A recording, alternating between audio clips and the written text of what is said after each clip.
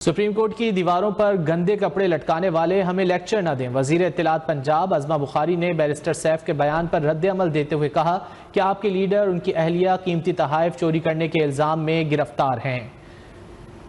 लाहौर से जारी बयान में वजीर इत्तलात पंजाब का मजीद कहना था कि डायलॉग और भड़के मत मारें, घड़ियाँ नेकलेस की रसीदें निकालें। अली अमीन गंडापुर को वफाक की नहीं अपनी हुकूमत की फिक्र करनी चाहिए।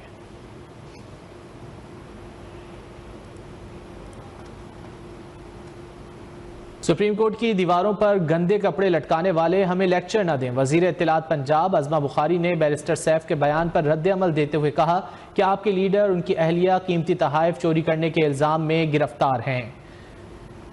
लाहौर से जारी बयान में वजीर इत्तलात पंजाब का मजीद कहना था कि डायलॉग और भड़के मत मारें, घड़ियाँ नेकलेस की रसीदें निकालें। अली अमीन गंडापुर को वफाक की नहीं अपनी हुकूमत की फिक्र करनी चाहिए।